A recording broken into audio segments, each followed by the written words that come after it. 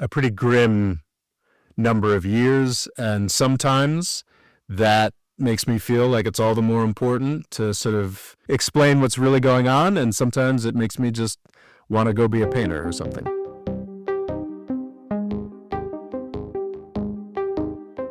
Hello and welcome to the More Freedom Foundation podcast. I'm Murray, in charge of podcasting, and in charge of everything else is Robert Morris. How are you this time? Well, I'm excited, Rory. Why is that? We've been doing this. This is like the 150th episode, Yes, right? it's something like We've that. been doing this almost 3 years. That's crazy. 3 years next month? Yeah, that is wild. Time flies. Yeah, it's pretty cool. So what's that, like 20% of your time on YouTube? Something like that. Yeah, something like that. So wait, 20%. I don't know. Math isn't my forte. I'm on vacation. Okay. So yeah, you can't ask me to do math on vacation. But what you can ask me to do is Q&A. Yes. So we have a series of questions asked by folks in the audience. That's what we're doing today. We're doing Q&A. Do you have any? But first, do you have any reflections, Rory, on 3 years of podcasting? Well, I've sort of gone 3 computers. I've just built a new computer to do the editing because it was a bit unreliable now with the video. So I've just built a new one. All AMD this time. I've gone Team Red. Oh, okay. I don't know what that means at all. Okay, but, well, you know NVIDIA. I do know NVIDIA. They're Team Green. Oh, okay. And different. then, what do you call it? Intel would be the blue team. Yeah, which nobody uses anymore, right? Weirdly, I think their graphics cards came out recently and they're doing surprisingly well. And then AMD seem to have the best processors, but their graphics cards are not that popular. And then they missed out in the whole AI bubble. Interesting stuff. Yes. I just remember back, we used to record with my BYD Booyah wee lapel microphone in my Toyota, because apparently cars have good audio acoustics. So, yes. You were recording initial episodes of this in your car? Yeah, on the phone. So I had one phone for you to see me, and then another one I was recording onto, and I would be in the back seat in the middle. You learn something new every day. Yes. The joy of the arrangement that Rory and I have is I don't have to focus on the technical aspects at all. He just talks to me for an hour, and then I do all the other bits. Exactly, but it's nice to get a bit of insight into how that's evolved over the years. Your editing skills have certainly gone through the roof. I know that. Yes, they're getting there. So yeah, hopefully I could do a bit more.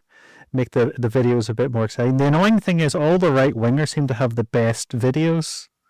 Yeah, well, it's easy to do when you're well funded. True, but sorry, I was just going to talk. Did you hear about the whole Democrat funding thing? Yeah, it's interesting. I go back and forth on that. Like, I think it's worth knowing, but it's also just like, I mean, why shouldn't the Democrats pay? But it would be nice if you could see exactly who, like transparency, who's paying who. Well, I don't want anybody to reveal, my deep relations with mainstream American political parties. Clearly, you can tell from my content. The Libertarian Party.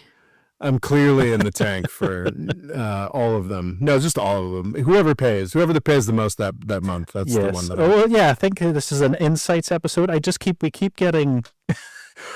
The only email we seem to get for an interview is this one woman that's in jail. Do you ever read that one? And I'm like, it's like she's a Bitcoin woman, and I think she's a libertarian, and they keep coming up. I don't know whether they're AIing it, but it's like keeps coming up with really great reasons why she should be on her podcast. And I was like, I think, that's sweet. And I'm like, I think we're okay. I pretty much, if anybody's trying to sell Bitcoin, it's an instant delete for a comment or anything along those lines. And I also think if she's in jail for crypto-related stuff during the Trump administration. Yeah, she's, she hasn't managed to be pardoned yet. She's probably killed a lot of people. So yeah, it's okay. That's unfair speculation. It's always sad when people are in jail. I don't want to, further victimize anybody, but I also don't want to interview them. So yeah. So what are your reflections on our nearly 3 years? Oh, I'm really grateful to this because I, can just sort of show up and talk and have something consistent to provide to the patrons. It is, and to the audience more broadly. It's tremendous gift to be able to do this and then also focus on the YouTube and other writings that is not coming as quickly as it used to. So it's just nice to be able to put something out. What decade are we on to now for the book? We're still in the 1930s. It's a very important decade. It is a very important decade. I should have been able to finish it up a month ago because I've read all the relevant books. But I've now decided it's time to go back and do video production, which I hadn't done for most of the summer. So there's a Ryan Macbeth episode has just come out. Yes, indeed. Yes, indeed. Well, I guess that'll be a week ago when this airs, true. but a week and a half ago. But hopefully there'll be a live production that will also be available, possibly on Venezuela, or something else blows up before then. It'll be on that. And then I've got some other videos cooked up. I want to keep them coming out at a fairly rapid pace through the fall, because I've been falling down on that a bit. But the hope is to at least get a couple months together of fairly regular production before I go back to the 1940s. Spending time on the book.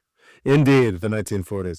But once I clear for those of you who may not be aware, I'm writing a book called American Empire, the First 100 Years. And it goes chapter by chapter, decade by decade, from what I believe to be the start of true American imperium, 1917, when the British basically went bankrupt over World War I. We bailed them out, flipped almost immediately from being a country that owed a lot of money to Britain owing a lot of money to us, which sort of made us the world hegemon.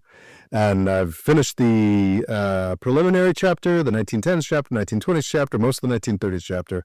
I believe that once I make it through the 1940s chapter, it should be smoother sailing.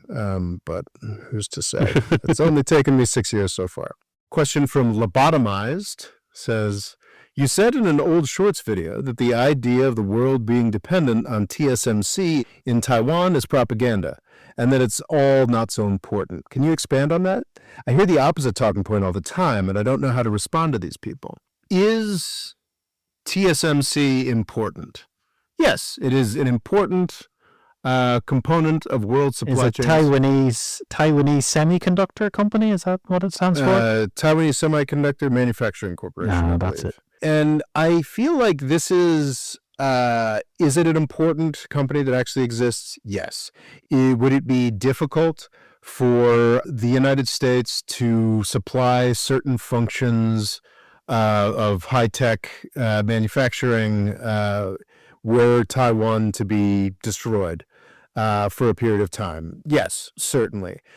But the way that people talk about this is as if it's some kind of like magical token that only grows on the island of Taiwan. Seems like but is it the idea that like the modern world will collapse without them?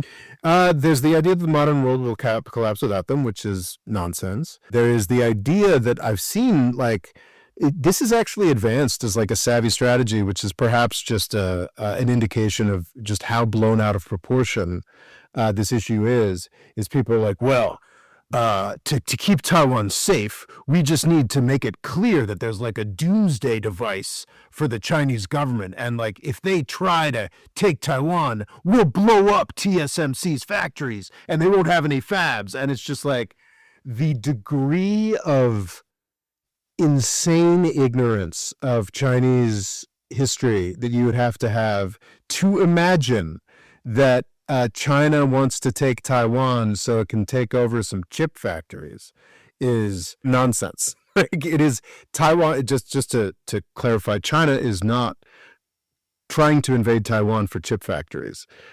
China is trying to invade Taiwan because it has always maintained that Taiwan is the legitimation of the Chinese Communist Party is, yes, economic success, but it is the reuniting of China, the making up for the century of humiliation. It is the national resurgence and reuniting of China, and Taiwan is the last unresolved piece. And the idea that Taiwan would be worthless to China if we blew up some chip factories. Oh yeah. And that's the idiocy of how far this has gone. But it's not like it is not a naturally it's not like it's a special kind of oil that only comes out of the ground in Taiwan. It's a 3 or 4 year project in peacetime. it is a 3 or 4 year project to make sure that we have these capabilities in the United States. Maybe more than that, maybe we'd have to kidnap some Taiwanese engineers. I don't know. But it's also when you consider the machine that makes the chips is a Dutch company, ASML. So the machinery that actually does the manufacturing of the chips is from the Netherlands. So you could relocate that to other parts of the world. The intricacies of the supply chain, like I do believe. Oh yeah, I know it's massive, but it's not like the modern world. The modern world would not end. I do believe that there are certain cutting edge engineering capacities that are only present on the island of Taiwan at this moment. I know that ASML is another vital part of that, but that's there are a lot of parts of the supply chain. So that's in peacetime. If we put serious effort into this would take 3, 4, I don't know, maybe 10 years to bring all those capacities back to the United States. In time of war, it would take a month or 2. No. It's like the reasons that they're really complicated, long-standing economic and supply chain and labor costs and yes, deep expertise that has been built in Taiwan. These are all soft factors that have developed over decades or what have you. And if we want to correct those through a subsidy here or there or bullying the leadership of TSMC, that's going to take a lot of time and it'll be of indifferent success. If we're at war with China and we desperately need a sort of a capacity that we are missing, we can brute force engineer that with, $1 trillion and all the engineering capacity in the United States aimed at it in 3 months. It's not a real problem. The idea that this is some kind of massive national security issue, what's changing and what is changing exclusively by choice of the United States is, the United States has gotten sick of the old system that we built and has decided it's a problem and we want to change it now. And okay, that's a decision that we can make.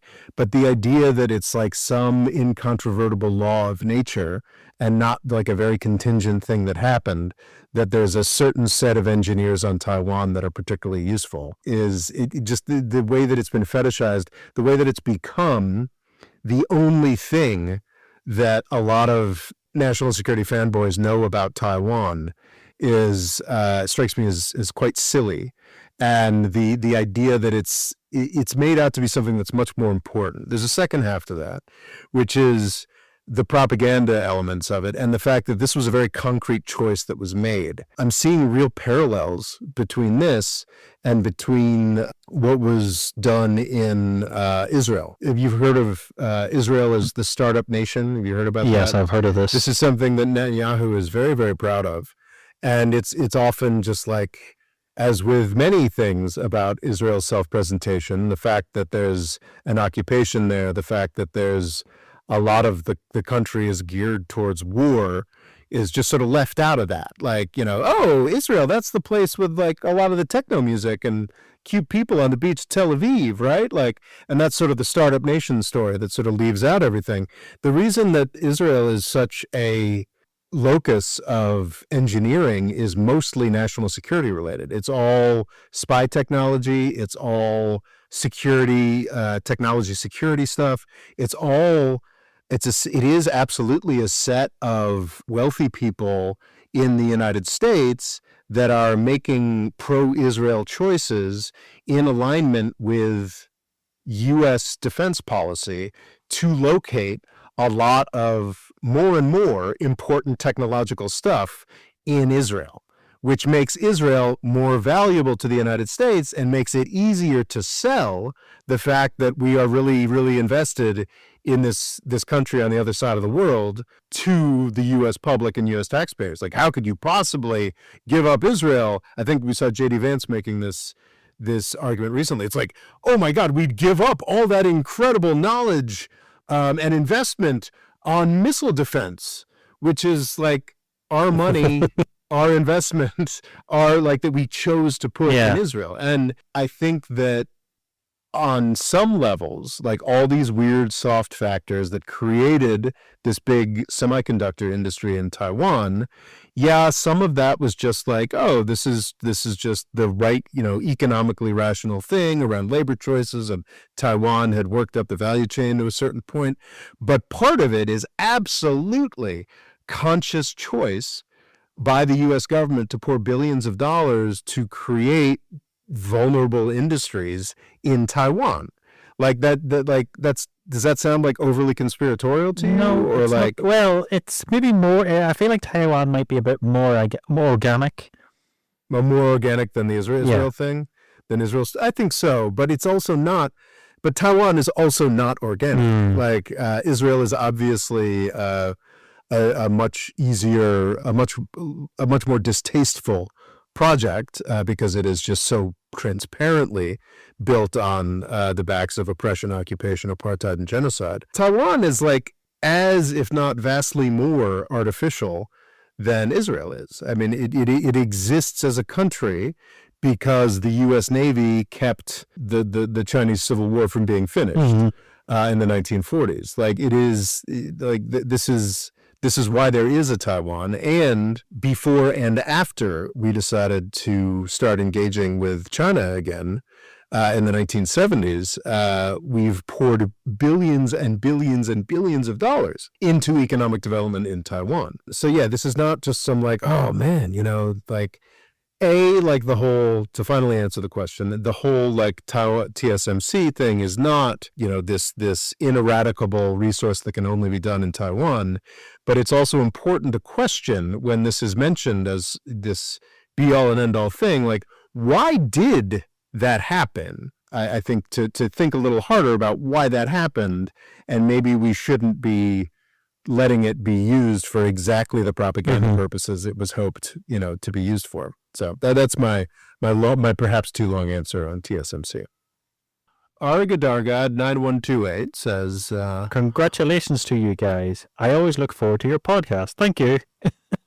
yes, thank you very much. Question. What would happen to the Middle East if Saudi Arabia collapsed? How will it affect the Gulf region, Middle East, North Africa, and its effects on Israel and Palestine?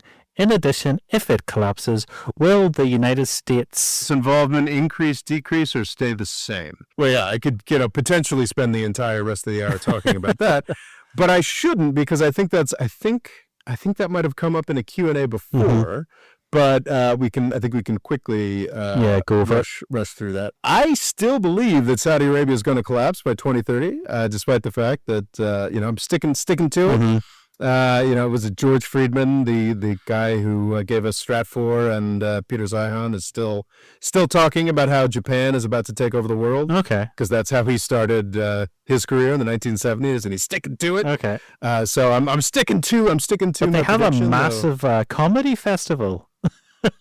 Oh, in Saudi Arabia? Where apparently people that really want to say free speech are going, and you're like, no, you're just you're getting paid a vulgar amount of money.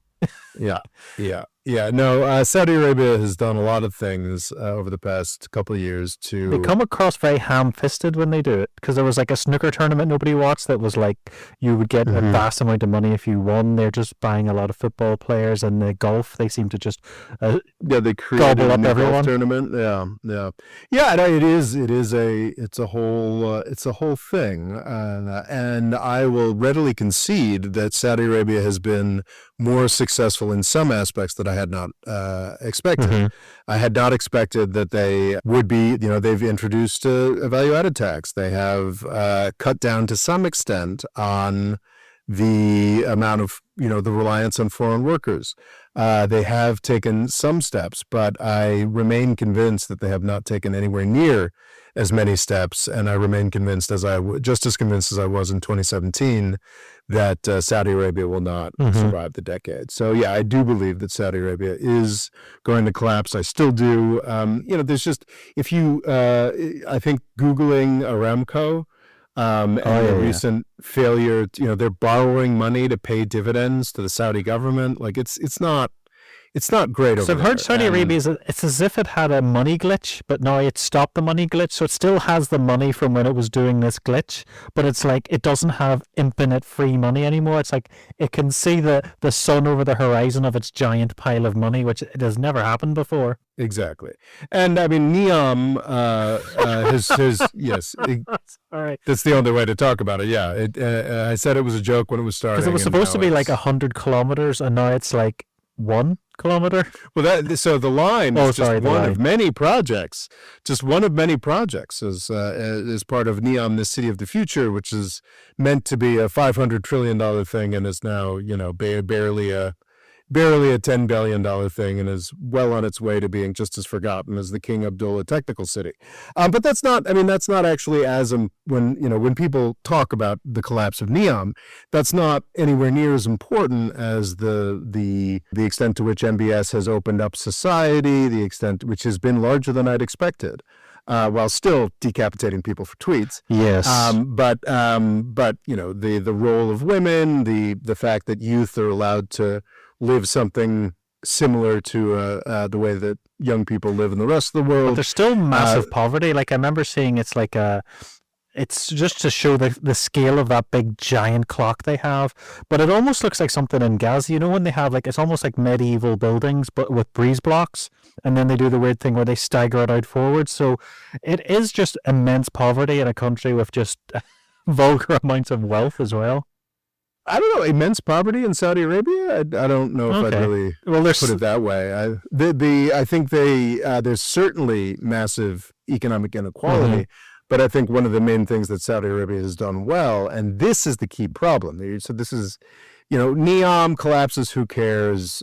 This, that, and the other. Many of the projects, don't. The key thing is that they've been able to bribe their populace with, scholarships, with support, with a sort of cradle to the grave welfare state. and isn't there something like 900 Saudi princes or something? Oh no, there's thousands. of Thousands, Saudi wow. princes.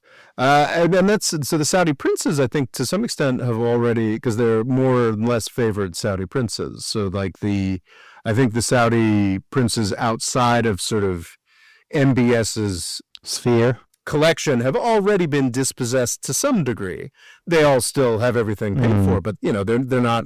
They're, as you said, like the money horizon. They can see over the pile of money now. And I think it would happen very quickly because already with Saudi Aramco, the state oil company, borrowing money to pay dividends to the government, we're already getting to a space where the seed corn is beginning to be eaten. Yeah, no, I think it's very possible that it'll collapse. And also oil prices are still crazy low. And that's where they'll stay. What were the other parts of his? How would it question? affect the neighboring regions? So would it be a bit like when Gaddafi fell? Well, the key thing is what's going to replace it. My assumption when I started talking about this in 2017 is like, oh, we'll get some kind of caliphate, like some kind of angry religious reaction will be what comes next. That's less.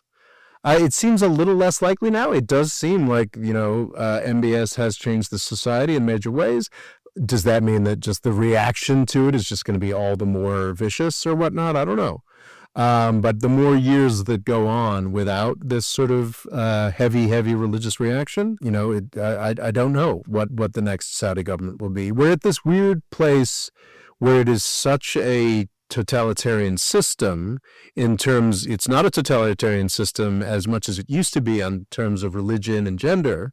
It's still not like, Switzerland or anything. Yeah. Politically, it's incredibly totalitarian. So you just can't know what people are thinking politically. And that also, the fact that like basic political development has been stymied makes it seem a little more likely to me that like perhaps it will fall into some extremist religious thing eventually. What would the impact of the fall of Saudi Arabia would have tremendous knock-on effects everywhere else. For the Gulf kingdoms, the thing about Saudi Arabia is that it has a way too large a population to be able to bribe at these oil and gas prices. The other Gulf kingdoms, they don't, they still have the money glitch or whatever. Is that a video game thing, where you just get infinite money? They still have the money glitch because their populations are compact enough. Because Qatar is like only 1 million, isn't it? I think Qatar might be even less than that. I don't know that, like, because there's how many people live there, and then how many people are actually citizens. Because no, the UAE, I think 10 million people live there, but it's only 1 million or 1.5 million citizens. Qatar, I think, is like 100,000 or something. So it's not the population, it's the citizens, which is much smaller than the population. The other Gulf countries are completely maintained by U.S. military force and could continue to be completely maintained by U.S. military force.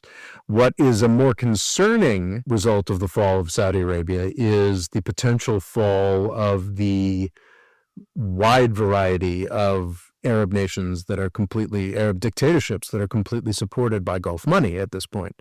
I think UAE money is more prominent, specifically that like insane like $37 billion bailout. $37 billion is a lot of money even for the UAE that Egypt got a year or so back. If all that just goes away, if the UAE, has to cover its own problems and all the other problems without Saudi Arabia as a financial backstop, I think that that's where we get sort of the next Arab Spring. And so I think that when Saudi falls, I think there's a distinct chance that all the other governments will fall. Except maybe Yemen, it might be fine. But the Houthis, and I think that's a great question. Like the Houthis, do they get revenge? Yeah. Well, they try to take back the parts of Saudi Arabia that Saudi Arabia took from them in the 1920s? That's a real question. So Middle East, North Africa, the whole Meta region will be roiled up, and its effect on Israel and Palestine, it's very, very bad for Israel. Everything's bad for Palestine. It just probably mean more bloodshed. But Israel's legitimacy, I don't know if you guys have seen, there's like the new Middle East posters that have been going up, probably just in Israel, sort of like with Trump flanked by Bibi and MBS and MBZ and the Gulf dictators, and then like all these little mini dictators that are paid for by the Gulf. Like the extent to which the Gulf monarchs, Saudi Arabia, and then all the little dinky ones, subsidize the U.S.-Israeli control of the MENA region. Is it underappreciated? They bankroll everything.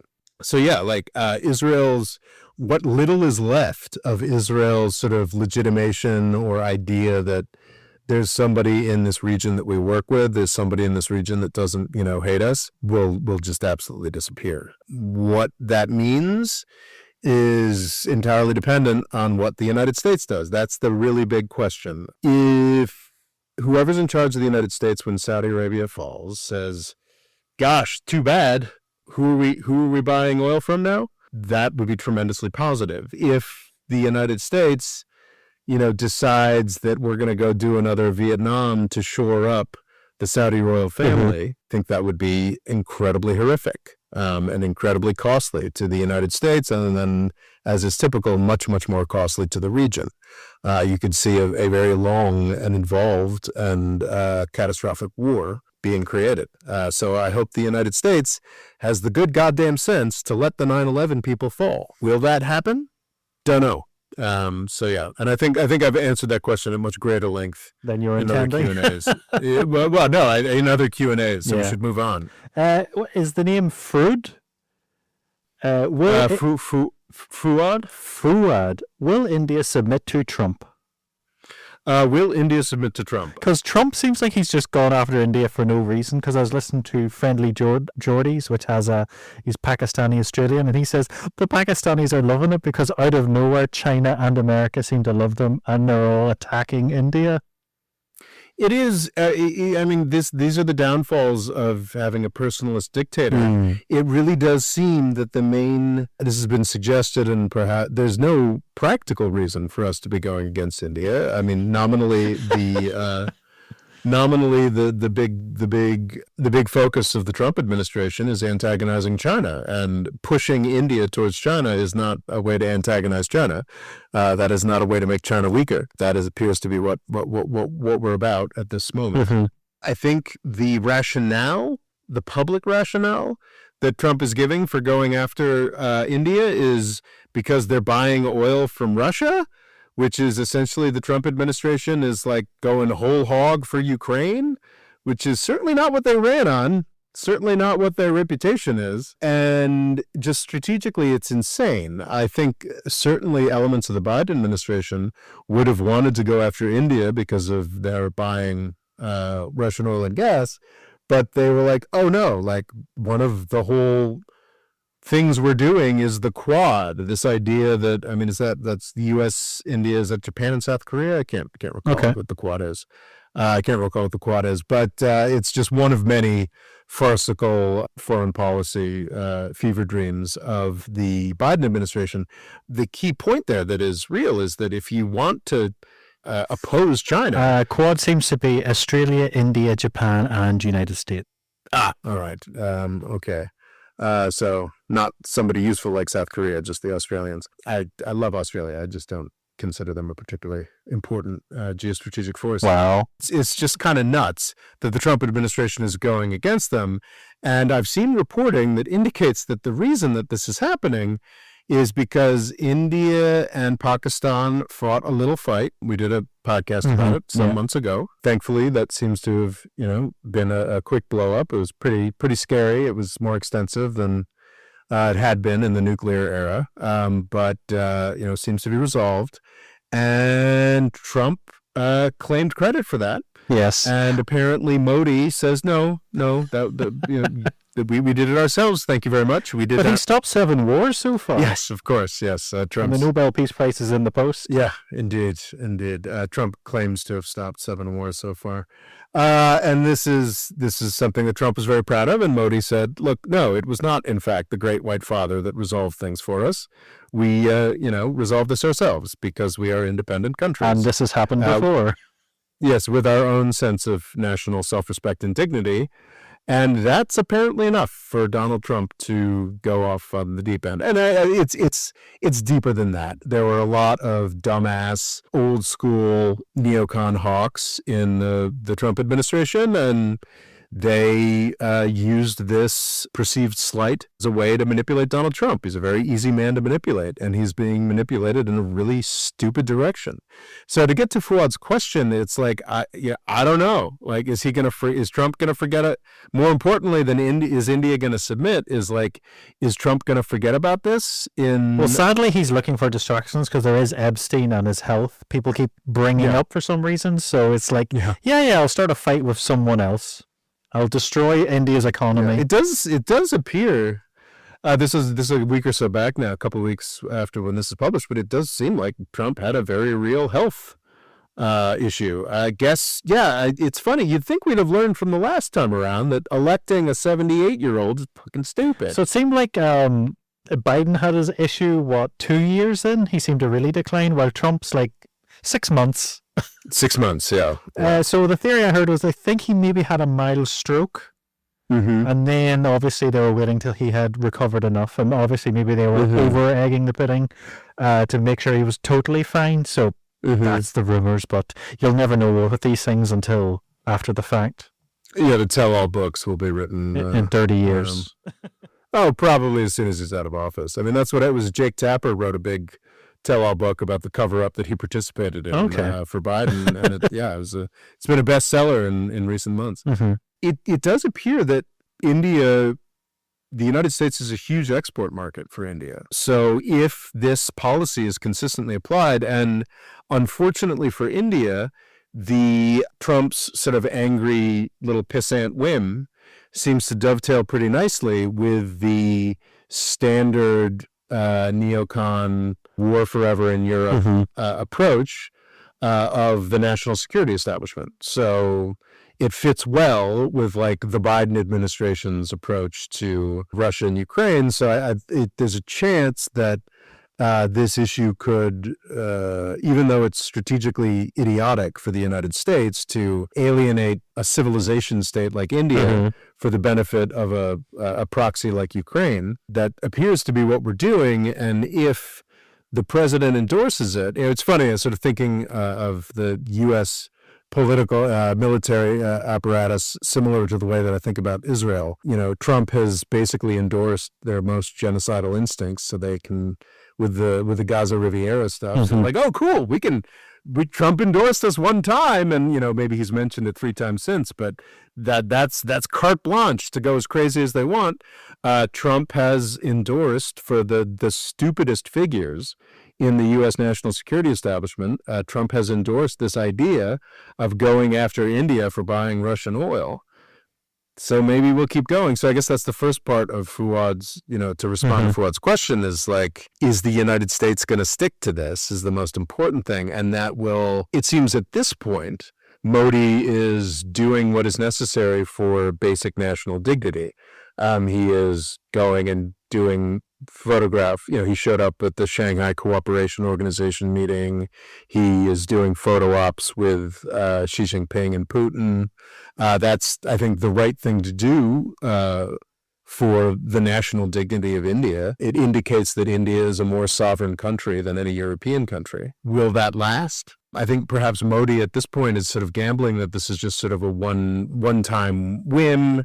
India provides such a panoply of strategic benefits to the United States that something will come up in a week or two or a month or two where India gets to be on the right side of stuff, and then we forget about these tariffs forever. I think that's sort of the gamble he's taking. If the U.S. national security establishment runs with these tariffs for a period of months, does that becomes a harder decision for Modi? I think India is rightly a very proud state that prioritizes its dignity and sovereignty. Maybe they'll decide that U.S. trade is worth giving up for that, or maybe that's a more difficult calculation. So I haven't thought about it in great length, Fuad, but that's sort of what I would say to that question. One question from Joseph Parent. If you said that the American empire should cut ties with its more costly client states, Israel, Ukraine, Taiwan, if that's so, what elements of U.S. empire do you think are worth keeping? I think we should keep our bases in Rammstein? Yeah, in Germany and Japan. Pine Gap in Australia? Not all of them. No, I don't think we should keep any Australian bases. Okay, because I think the idea is that because it's on the other side of the world, it means you can keep track of satellites and fire missiles everywhere. I haven't made like a huge study, but like of the most of 1,000 U.S. military bases at this point, like I think we should keep half of them. I think kind of like do what Britain's sort of done and keep a lot of pinch points, that sort of thing. Yeah, I think that's an element of U.S. empire that's worth keeping. I do actually at this point advocate the full abandoning of Israel and Taiwan. I think that we should help Taiwan negotiate a good deal with China, for sure. Something along the lines of what Hong Kong got. Sounds ideal to me. We should do that. Ukraine, I think we've made such commitments to Ukraine. I think we should do everything we can to get them a good deal with Russia, or to, as probably is more likely, continue this war and continue to provide a diminishing level of support to Ukraine, allowing Europe to step up to do so. Israel, I've been saying we should stop funding Israel because I knew that this was coming years before October 7th, and we just don't want to be associated with it. So we should keep some of our military bases. The elements of U.S. empire that are vastly more important are the things that Donald Trump is giving away willy-nilly, and Biden was as well. Our abuse of the sanction power is giving away our control over the world financial systems. Our abuse of, I think that the sanctioning and tariffing powers that the United States has are worthwhile. I think they should be exercised only with the endorsement of the United Nations, but they're still worthwhile powers for us to have. And the way that they're being used by the Trump administration and the Biden administration is almost calculated to make them less worthwhile and to sort of give them away. none of the military, like the physical basing does have some utility. It's what makes the U.S. empire, what made the British Empire, was financial dominance, was the being the largest market. And the United States is infinitely more powerful, as I feel like I'm a broken record on this, than the British Empire ever was, because the economic heart of the British Empire was in India.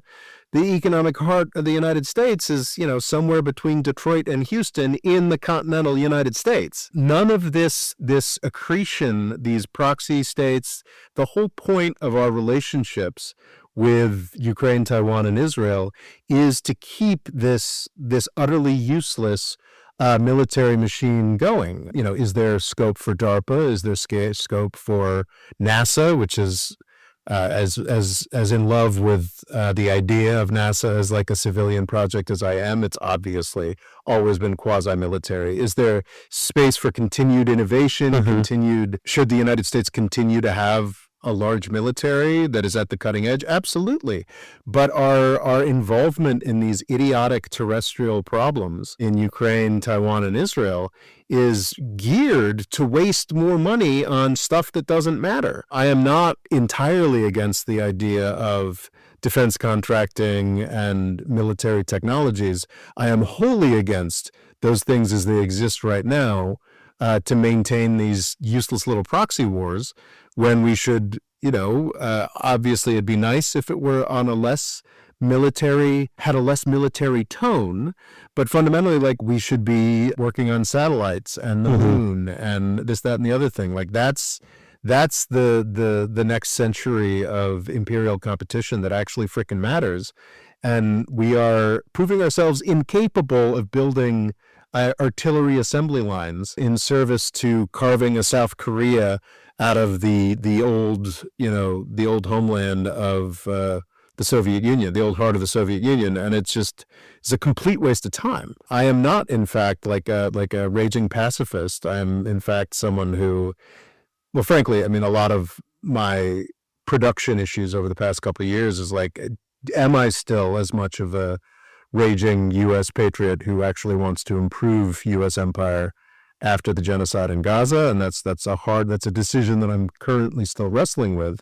But like, what I'm doing here is fundamentally trying to make the United States stronger. And these are not these engagements with Taiwan, Ukraine, and Israel are geared to making us weaker and to driving us down pathways that are suicidal for the project of U.S. empire and are actually taking us away from maintaining U.S. power.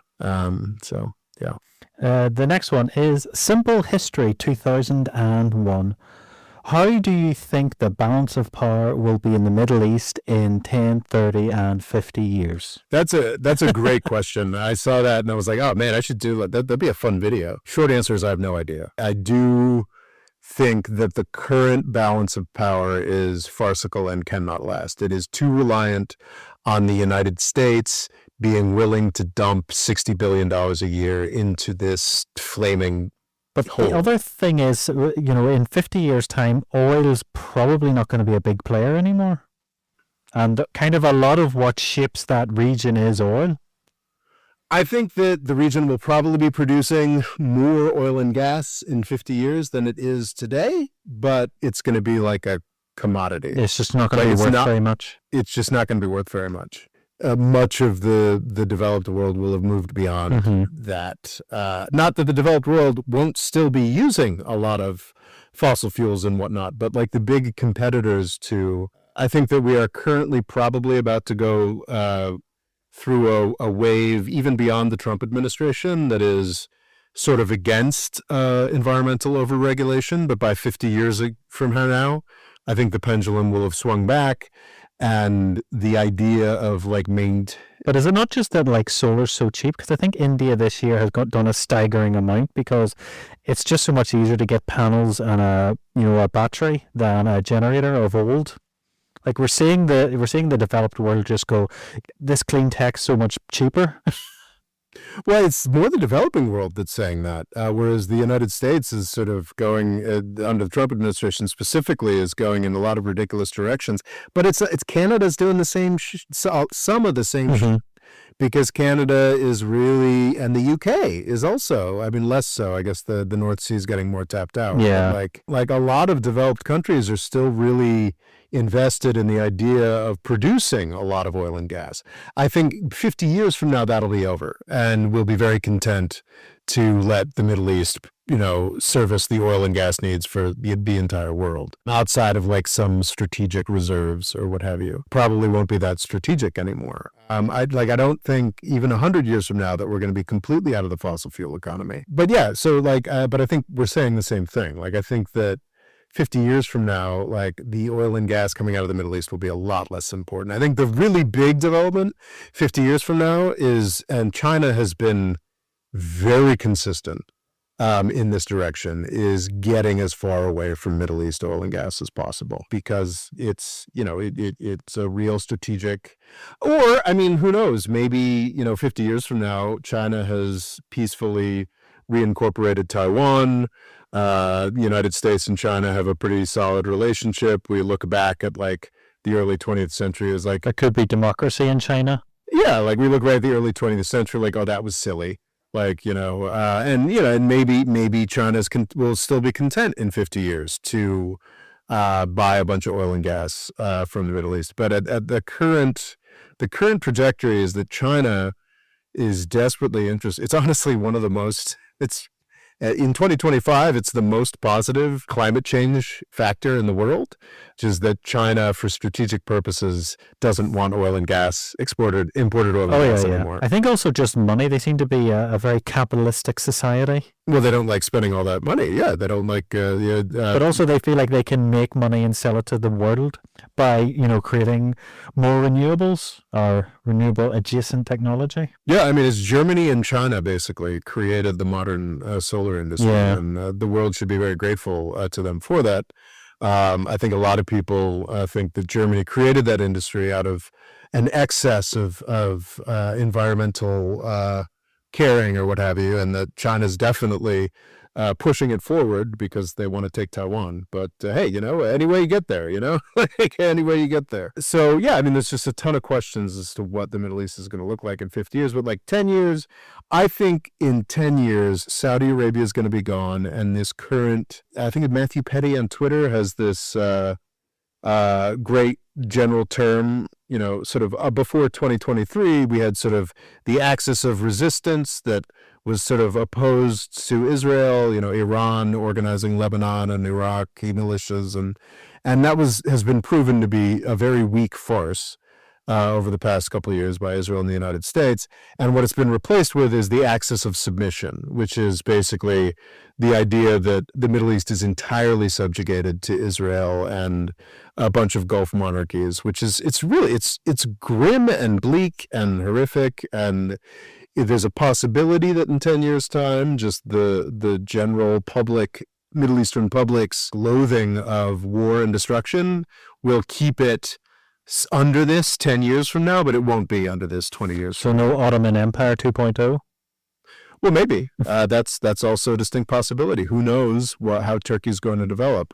Because they definitely seem like one of the stronger powers in the region.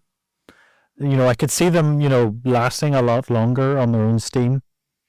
It's going to be very interesting just seeing how, because we're very much in early days, but just how the Turkish, Syrian, Israeli issue, it's not going to get solved. Certainly not going to get solved, but I think over the coming year or a couple of years, we're going to get to some kind of status quo, and it's going to be interesting to see what that looks like, because it's going to be a moving status quo. It's like whatever is sort of set in place is going to be moving in a certain direction. I don't know if that's like complete absorption of Syria by Turkey. I don't know if that's I don't know. But that's another great thing to bring up, is the Turkish. So basically, I think I'm saying there's too many factors to give any kind of concrete answer. Well, Michael Latia, 5155, how long do you plan on keeping being a content creator? That's a great question. Another week?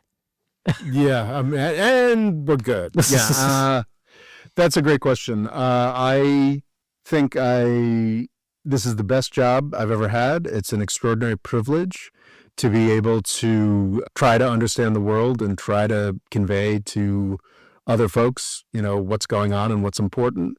I'm tremendously lucky to be able to do this. I've been doing it for a decade. It's an incredible privilege. I don't know if I will be able to still be doing it 10 years from now. I think I'll still be doing it next year. I really want to get this book out. There are videos that I really want to get out at maybe a year from now. I'll decide I'm just going to go do the book, get that out and do some videos around that. And then I'll be done by 2026. I have mentioned, I guess, earlier in this episode, my complicity in genocide has made it, kind of made me a lot less interested in trying to, explain how U.S. empire can run better. Just the whole Trump, and honestly Biden as well. Oh yeah, it's just been it's been a pretty grim number of years, and sometimes that makes me feel like it's all the more important to sort of explain what's really going on, and sometimes it makes me just want to go be a painter or something. Do you ever think you might have got some of that sweet, sweet Democrat money if you hadn't kept using the phrase Genocide Joe? Yeah, I don't think I would have ever gotten that sweet, sweet Democrat money because my evolution from 2016 on was basically before 2023. I was still, working pretty hard to not talk about Israel much. Certainly by the 2020 election, I was like, look, the Reagan era is done. And fundamentally, as Democratic figures like Alyssa Slotkin have actually come out and said, Ronald Reagan, wasn't he great? And pro-business fundamentalism is really at the core of the Democratic Party at this point. And I'm not about market-based solutions anymore. I think we need a little more New Deal. The FDR and his legacy for the decades after that worked out pretty well for the United States. And I think that we need a little more government, a little more respect for government, a little more effort towards good government rather than just slashing it and burning it. And I just don't think the Democratic Party is handing out money to people who say that. No. Abdelkader Chofi, 6497. What do you think about the idea of using tariffs instead of income tax in the United States? So I'm not as interesting. I was listening to an Ezra Klein podcast recently, and it was kind of they had Ezra Klein had an expert on, and she was kind of surprised by the amount of money that the tariffs had taken in, and was just like, actually, we could do something kind of smart with this. And I am not super opposed to the idea of tariffs, raising revenue through tariffs. I am obviously super opposed to the way that Trump has been rolling these out. Do you think if you just had done something, say like a 1% on everything, and everybody was like, no, it's only 1%, but it's still a massive amount of money coming in? Or 5% on everything, I think would have been, I mean, that absolutely kind of froze out one of the central tenets of neoliberalism, the way we've organized the world for the past number of years, but I'm okay with that. But also, there is some scope. I haven't this isn't like a deeply considered opinion on my part. Like I could be convinced that maybe it's a bad idea or whatever, but I could also be convinced in the other direction. And I think a sanely rolled out tariff policy could have both contributed to industrial policy in interesting ways and raised a serious amount of revenue in interesting ways. It's not an instead of, though. I am not I'm never going to be like some kind of hyper deficit hawk that believes we have to pay off all the debt or the other thing. I do believe we've arrived at a certain point where financial markets are going to start, probably not under Trump, but the second the Democrats are in. The second we get, or it depends on the kind of Democrat. If we get a Democrat that's actually a little left-oriented and actually wants to do some basic stuff, then instantly it's gonna matter. All of a sudden the deficits are gonna matter again. But I do think we're at a point where the markets we don't have to pay off all the debt, but we do have to have something closer to a balanced budget. We do have to look at actually raising some revenue, maybe knocking down the debt a little bit. And tariffs are a part of that. income tax rises are a part of it. So it's not an either or. It's like across the board, pretty much everything's got to go up tax wise. I think obviously an easy place to start is with corporate taxes, which is, it's insane that it's a Democratic and Republican article of faith. Well, no, actually the corporate taxes, that was a good thing to bring down because these businesses could go overseas. It's like, you're the government. You can stop the businesses from going overseas very straightforwardly. Yes, be a bit more like the French. And also most of the companies that like are growing companies in the United States are all like healthcare grift stuff. Like, sorry, but United Healthcare can't move to the UK and like make a ton of, not yet. Not We yet. want to, but there's still, most of the civilized world still has Civilized healthcare. Yeah, civilized healthcare. So like, it's not like these hospital systems are gonna, just run or these healthcare consultants or whatever. And a lot of that is financial stuff that, sure, we could let it go to London, but why would we? We should not let it go to London. So anyway, I think that the first thing to do is jack up corporate tax rates to before the Trump tax cuts, and then proceed from there. And tariffs are a perfectly sensible way to get revenue, but it's not either or. It's one. And historically, it hasn't gone down well in America. Tariffs or tariffs. Oh, no, I mean, it depends on the history you're looking at. Okay. McKinley is apparently, Trump talks about McKinley a lot, but no, tariffs were a very big thing until there's a historic basis to Abdelkader's question there. The income tax was actually introduced as a way to cut tariffs by Woodrow Wilson in the early 20th century. So it's not really, I don't think there's like a great public love or a public outcry against tariffs. It's more an elite-driven complaining about tariffs, and the rest of the world doesn't really like it when we put tariffs on. Okay. There's certainly a question as to. It's interesting. I've spent a lot of time writing this chapter in the 1930s, and in sort of the Reagan era history classes that I was taking, the sort of narrative of the Great Depression was, the Great Depression. The stock market crashed, and then Hoover really, really screwed up by doing the Smoot-Hawley tariff, which is this big tariff that certainly all the enemies of tariffs know about. But I was surprised was I sort of dived into the actual like academic literature on the Great Depression, and they agree that Hoover did a lot of really stupid things, or basically was stupidly inactive in a lot of ways, sort of refusing to spend government money, refusing to impose anything on the businesses that he thought would magically cure everything. But they also, none of them really thought the Smoot-Hawley tariff was all that important. So I think there's a lot of sort of astroturfed attempts to claim that the American public hates tariffs, but I don't think that's actually true. Alter Auditore, 139.8. Congratulations. How do you see the future of Zionism? That's kind of a big question. Depends what's Zionism. There's a lot of different questions and definitions about that. I think that there's, that's too big a question. Yeah. I think where we're gonna, where to even begin. I don't see anything positive coming out of Israel-Palestine. I was sort of like, oh Jesus, like. I remember a friend of mine in December of 2023, I was like, this is horrible. This is too much. This is going to sink Biden. He's like, by the election in November of 2024, this will all be over. People have forgotten about this entirely. And I'm now kind of wondering if, obviously, it was determinative. People are realizing more and more just how determinative Gaza was in the 2024 election, just judging by how much more popular every Democrat that is against genocide is than every Republican. I think it's probably going to end up overhanging the 2026 midterm elections in the United States. And I mean, God help me, this could still be an ongoing thing in 2028. I don't know. It's a horror show. That's